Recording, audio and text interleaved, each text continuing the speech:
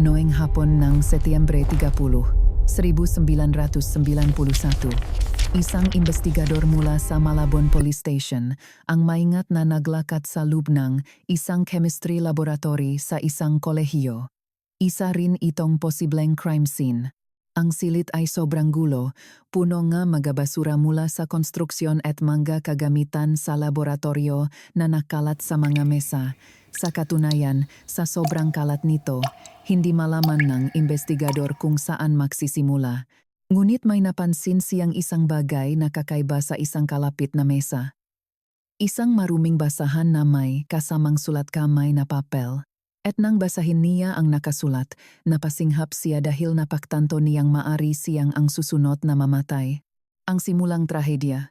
Maaga noong umaga ng Agosto 19, 1991, isang 32 taong gulang na lalaki na nangangalang Roberto Berto de la Cruz ang nakatayo sa kanyang bagong ayos na kusina sa lungsod ng Malabon. Lumapit siya sa kanyang preduider, binuksan ito at kinuha ang kanyang nakabalot na pananghalian o baong kasama ang kanyang termos. Bago siya tuluyang umalis papunta sa trabaho, huminto siya at hinalikan sa pisngi ang kanyang asawang si Joanna at sinabing mahal niya ito. At pagkatapos ay umalis na siya. Isang taon nang kasal sina Berto at Joanna at nakatira sila kasama ang 4 na taong gulang na anak ni Joanna sa unang asawa, si Angelica, sa isang apartment sa isang simpleng subdivision. Si Berto ay isang elektrisyan at kapatas, kaya't maganda ang kanyang kinikita, ngunit hindi may tuturing na mayaman ang pamilya de la Cruz. Gayunpaman, alam ni Berto na maring magbago iyon dahil malapit nang manalo si Joanna sa isang malaking kaso sa korte. Si Joanna ay nabalo matapos mamatay ang una niyang asawa sa isang aksidente sa sasakyan 3 taon na ang nakalipas. Ang sasakyan nito ay bumangga sa isang 10-wheeler na truck at ang driver ng truck ang napatunayang may kasalanan. Ngayon, ang maabogado ni Joanna at kanamkumpanya ng truck ay malapit ng makasundo sa isang pinansyal na areglo bilang kabayaran sa pagkamatay ng una niyang asawa. Naging napaka-stressful ngang proseso at napansin ni Berto na mas naging malungkotin at balisa si Joanna kaysa dati. Ngunit ngayong patapos na ang kaso, tila bumabalik na ang magandang espiritu ni Joanna. At bagamat wala pang opisyal na kasunduan, mukhang makakatanggap silang humigit kumulang 25 milyong piso na siyempre kapanapanabik. Sa katunayan, pinaplano na nilang dalawa kung paano gagastusin ang pera. Ilansam nga ideya nila ay ang paglalakbay kasama si Angelica at ang paggamit ng pera para pondohan ang pangarap ni Berto na makaroon ng sariling negosyo sa konstruksyon. Ngunit sa ngayon, hindi pa tapos ang kaso kaya kailangan ni Berto na pumasok sa kanyang karaniwang trabaho. Nang makalabas siya, sumakay siya sa kanyang kotse at nagmaneho patungo sa kanyang kasalukuyang pinagtatrabahuhan. 10 minuto ang lumipas. Pumarada si Berto sa labas ng isang science building sa campus ng Malabon Technological University.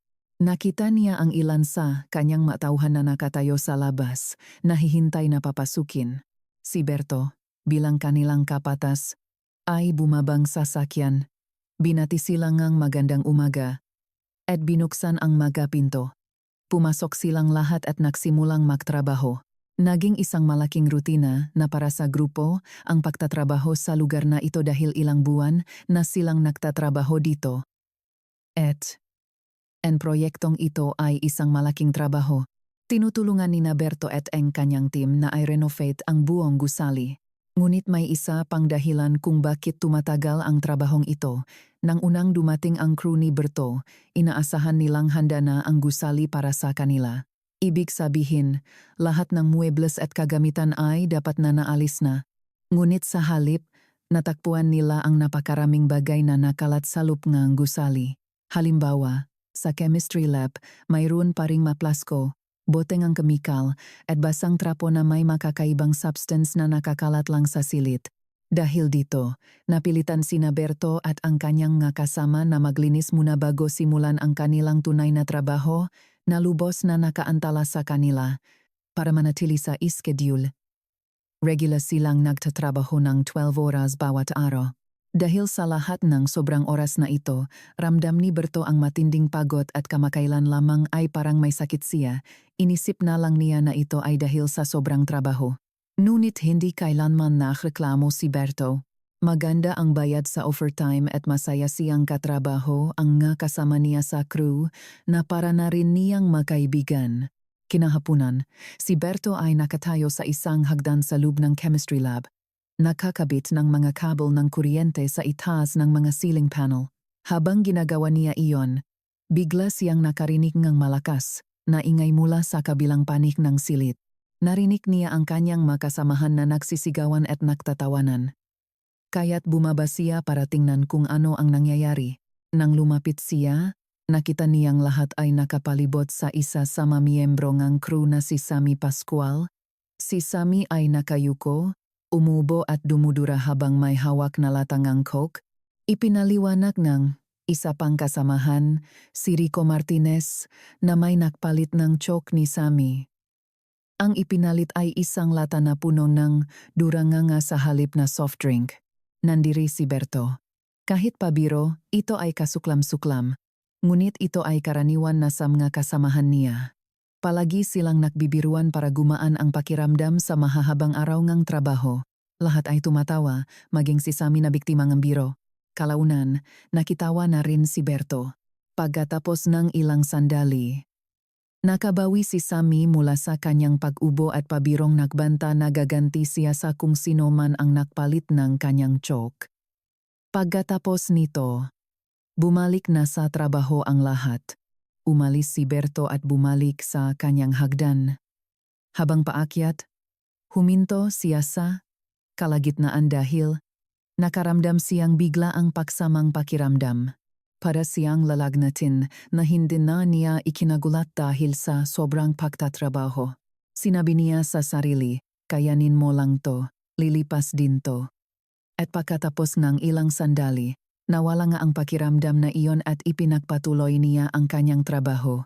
Ngunit makalipas ang 4 na araw, noong umaga ngang Biyernes, Agosto 23, mas lumala ang pakiramdam ni Berto. Habang naglalakad siya sa parking lot ng universidad, pakiramdam niya ay ang bibigat ng kanyang mapa at palagi siyang kinakapos sa hininga. Habang tumatagal ang araw, lalo siyang pinagpawisan at nilagnat. Napansin ito ngang kanyang makatrabaho at tinanong siya kung kailangan niyang umuwi ng maaga. Ngunit kahit masama na talaga ang pakiramdam niya, sinasabi niyang ayos lang siya. Naraos ni Berto ang araw na iyon. Ngunit pag-uwi, hindi na siya makapaghintay na humiga at matulog. Kinaumagahan, Sabado, ang bigat sa mga paa ni Berto ay naging isang matinding, nagliliyap na sakit na umakyat hanggang sa kanyang mga binti. At namanhit ang kanyang mga kamay. Sa puntong ito, inaming na ni Berto sa sarili na hindi ito sintomas ni gram sobrang gitrabayo. May sakit siya. Pumunta siya sa doktor. Ngunit sinabi ng doktor na sa kabilang ng kanyang nararamdaman, ang mga sintomas ay hindi naman mukhang seryoso. Sinabihan lang siyang umuwi at magpahinga. Kaya't iyon ang ginawa ni Berto. Buong Sabado at Linggo, nakahiga lang siya sa kama. Ngunit pagsapit ang Linggo ang gabi, masama pa rin ang pakiramdam niya. Kaya't ginawa niya ang isang bagay na halos hindi niya ginagawa. Tinawagan niya ang isang katrabaho at sinabing hindi siya makakapasok kinabukasan. Nang magising si Berto noong Lunes ang umaga, sa sobrang sakit ay hindi na siya makatayo mag-isa. Sinubukan siyang tulungan ang asawang si Joanna, ngunit masyado siyang mabigat para buhatin nito. Tumawag si Joanna sa kapatid ni Berto si David para tumulong. Ngunit kahit naroon na si David, malinaw na kay Berto na seryoso ang nangyayari sa kanya. Tumawag ang pamilya ng ambulansya at dinala si Berto sa isang kalapit na ospital. Pagdating doon, ang sakit sa kanyang nga binti ay naging napakatindi na paminsan-minsan ay napapasigaw na siya sa sakit at nagsimula na rin siyang magsuka. Pagkatapos nga, ilang oras na pagsusuri, sinabi ngang doktor na may magandang balita sila. Alam na nila kung ano ang sakit ni Berto at ito ay magagamot. Nadiagnose siya na may Guillain-Barré syndrome, isang kondisyon kung saan inaatake ang immune system ang katawan ang nga nerbiyos. Kailangan lang daw niya nga isang partikular na gamot at gagaling din siya. Nakahinga ng maluwag si Berto at ang kanyang pamilya. Sinimulan niya ang gamutan at agad na naging katanggap-tanggap ang sakit. Huminto siya sa pagsusuka at dinaktagal ay nakawi na rin. Ngunit ilang araw lang matapos makawi, bumalik ang sakit ni Berto, mas malala pa kaysa dati, kahit umiinom pa siyang gamot at nakaroon pa siyang bagong sintomas, nagsimulang malagas ang kanyang buhok. Noong Setyembre 7, dinala siyang muli sa ospital. Sa pagkakataong ito, tila naguguluhan na ang madoktor sa kanyang masintomas. Sinabi nilang ang biglang pakalagas ngang buhok ay hindi sintomas ng Guillain-Barré syndrome. Kaya't malamang mali ang kanilang unang diagnosis. Sa sumunod na 9 na araw, sunod-sunod na pagsusuri ang ginawa kay Berto. Habang tumatagal, lalong tumitindi ang kanyang sakit hanggang sa halos mawala na siya sa katinuan. At sa huli, sinabi nga mga doktor sa pamilya na hindi nila alam kung ano ang problema at hindi nila siya matutulungan. Ang tanging pag-asa na lang ay ilipat siya sa isang mas malaki at mas dalubhasang pasilidad sa Quezon City. Ilang araw ang lumipas, isang neurologist na nagngangalang Dr. Roberto Briones ang naglalakad sa pasilyo ng malaking ospital sa Quezon City patungo sa silid ni Berto.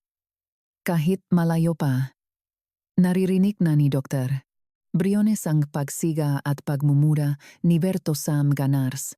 Mula nang dumating si Berto sa ospital, lalo siyang naging marahas. Sa isang pagkakataon, ibinato pa niya ang makagamitang medikal. Dahil dito, kinailangan na siyang itali sa kama. Pagpasok ni Dr. Briones sa silid, nakita niya si Bertong nakatali, sumisigaw at marahas na nagpupumiglas. Labis na naawa si Dr. Briones para kay Berto. Ngunit wala siyang magawa. Sinubukan na nila ang lahat para maibsan ang sakit ni Berto, pero walang gumana. Noong Setyembre 22, tuluyan nang tumahimik si Berto, na tsumatose na siya. Makalipas ang 3 araw, malungkot na pumasok si Dr. Briones sa silid ni Berto kung saan naghihintay ang kanyang pamilya. Si Joanna, si Angelica, ang makapatid niyang sina Susan at David, at ang kanilang matandang ina na si Mary. Huminga ng malalim si Dr. Briones at sinabing may masama siyang balita. Lumabas na ang mabagong resulta ng pagsusuri. Sinabi ni Dr. Briones sa pamilya na ang dinaranas ni Berto ay thallium toxicity. Nakatinginan ang pamilya, walang ideya kung ano iyon. Ipinaliwanag ni Dr. Briones na ang thallium ay isang napakalason na kemikal. Maaari itong makamatay sa sinumang makahawak, makakain, o makalanghap nito. Sinabi niyang ito ay napakabihira dahil ang thallium ay mahigpit na kinokontrol at ipinagbabawal na sa mga produktong pambahay, hindi ito isang kemikal na basta-basta lang makikita. Nanginig ang boses ni Susan nang magtanong, ano po ang magagawa natin? Umiling lang si Dr. Briones at sinabing, sa kasamaang palat, walang lunas sa pakalason sa thallium.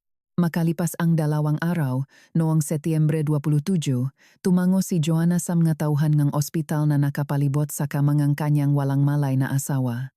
Desisyon ni Joanna kung pananatilihin pa si Berto sa life support. Dahil wala ng pag-asa, napagdesisyonan niyang tanggalin na ito. Umurong sila mula sa kama at pinanood ang pagtanggal ng ventilator ni Berto. At doon, pinanood ni Joanna ang huling hininga ng kanyang asawa. Ang investigasyon. Noong gabi ng Oktubre 21, 1991, halos isang buwan pagkatapos mamatay ni Berto, si Detective Hector Castillo, ay nakaupo sa isang kainan kasama ang 7 iba pang lalaki, mga koroner at investigador. Pinag-usapan nila ang pagkamatay ni Berto. Ipinakita sa autopsy na ang dami ng thallium sa katawan ni Berto ay 900 beses na mas mataas kaysa sa nakamamatay na antas. Ang teorya nila, nalason si Berto sa isang malaking dosis ng thallium. Ang unang hinala ay napunta sa chemistry lab ng Malabon Technological University kung saan siya nagtatrabaho. Sa isang paunang pagsisiyasat, natakpuan ng mga investigador ang 5 botelya ng thallium sa isang bodega doon. Natakpuan din nila ang isang basahan na may kasamang sulat kamay na babala, basahang may thallium, hipuin mo at mamamatay ka. Nakdulot ito nga matinding takot sa mga investigador. ngunit nang sinuri ang basahan at ang buong lab, negatibo ito sa thallium. Iginiit din ngang universidad na kumpleto ang kanilang inventaryo ng thallium. Kaya't inalis sa listahan ng posibleng pinangyarihan ang universidad. Hindi ito kapani-paniwala para kay Detective Castillo. Isang lugar na may thallium, pero hindi raw dun nalason si Berto? Sinuri nila ang mga katrabaho ni Berto at lahat sila ay negatibo sa thallium. Subalit, ang sariling pamilya ni Berto si Joanna at ang kanyang anak na si Angelica ay nagpositibo sa thallium. Bagamat sa napakaliit na antas lamang, kakaiba ito. Nakasundo ang grupo na kailangang kausapin si Joanna at siyasatin ang kanilang bahay.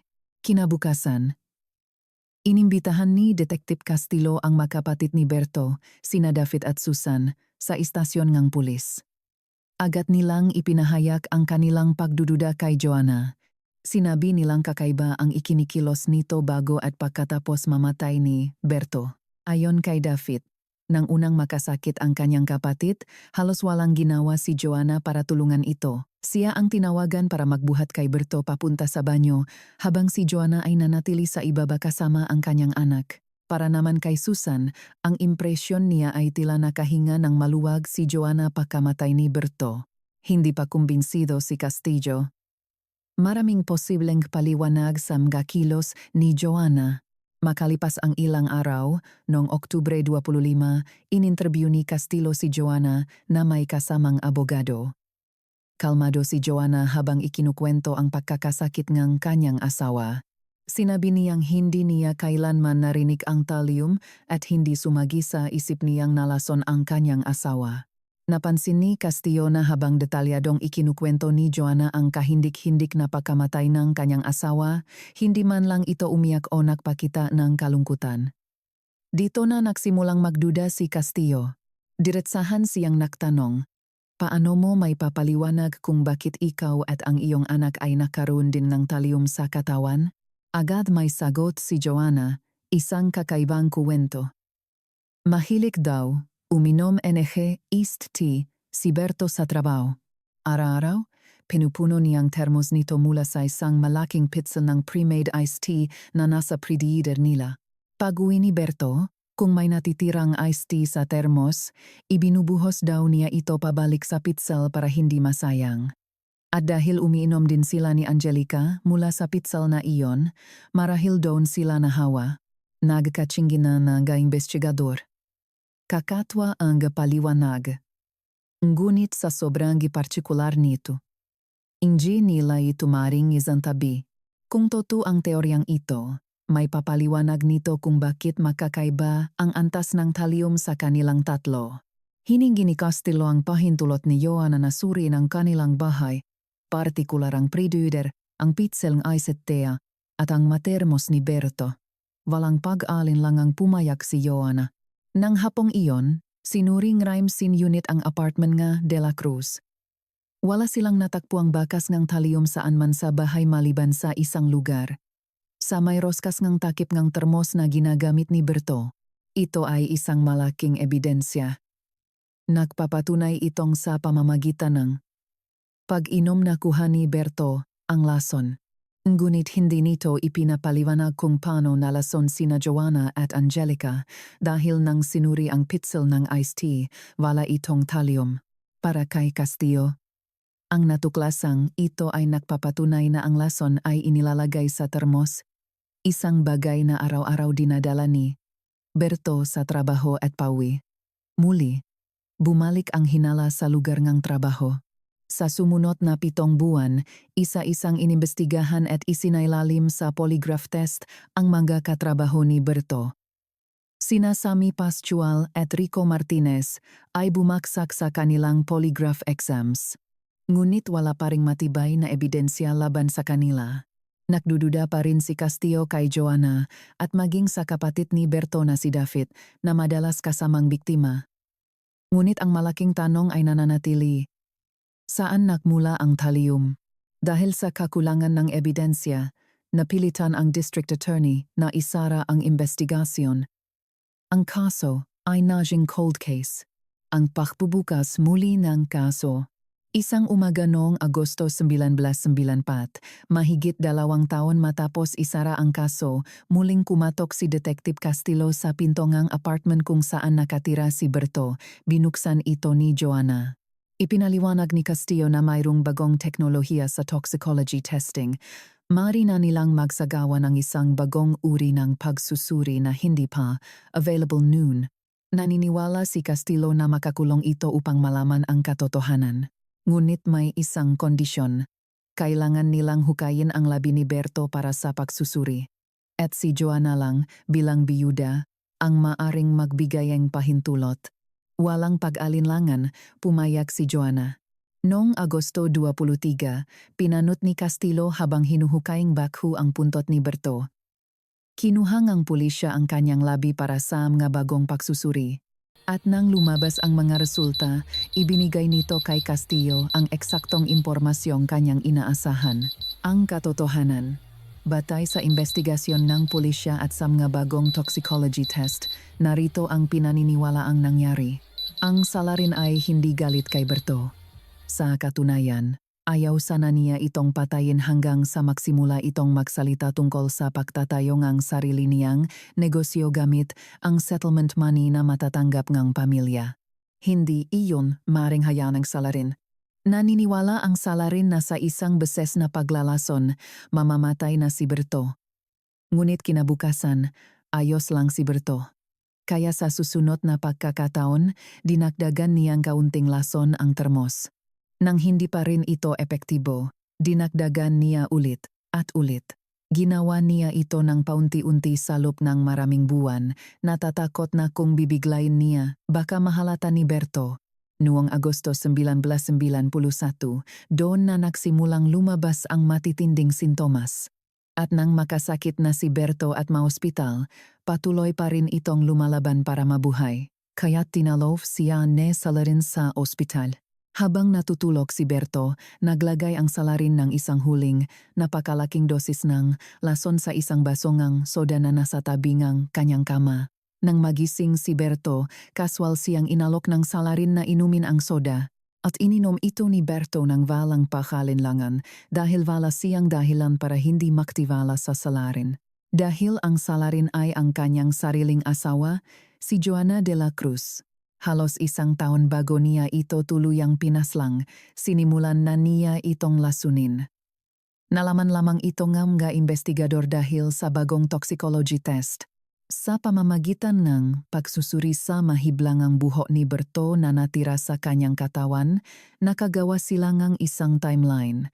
Bawat beses na nalalason si Berto, nag-iwan ito ng marka sa kanyang buhok. Habang humahaba ang buhok, nagiging talaan ito kung kailan eksaktong nangyari ang paglalason. Nang matuklasan ni Castillo na si Berto ay paulit-ulit na nilason sa pagitan ng Oktubre 1990 at Setyembre 1991, naalis sa listahan ng masuspek ang makatrabaho at kapatid ni Berto. Masyadong maga nagsimula ang paglalason at masyadong matagal para sila ang maging may sala. Ngunit ang timeline ay malinaw na tumuturo kay Joanna. Nang halungkating ang pulisya ang motibo, natuklasan nilang ilang araw bago ang unang paglalason. Ipinalipat ni Joanna kay Berto ang life insurance policy nito sa kanyang pangalan. Ang motibo ni Joanna. Ang 25 milyong piso mula sa settlement at ang makukuha mula sa life insurance ni Berto. Ayaw niyang pakinabangan ni Berto ang perang para sa kanya lang. Tungkol sa kung saan nakuha ni Joanna ang thallium, inamin niyang gumamit siya ng isang lumang lalagyan ng lason sa daga na may halong thallium na ginawa pa bago ipagbawal ang kemikal sa mga produktong pambahay. Noong Disyembre 12, 1996, 5 taon pagkamatay ni Berto, tuluyan nang inaresto si Joanna at kinasuhan ng first-degree murder. Umamin si Joanna sa kasalanan at nahatulan 10 hanggang 20 taong pagkakakulong. Nagsilbi siya, buong 20 taon at pinalaya noong 2012.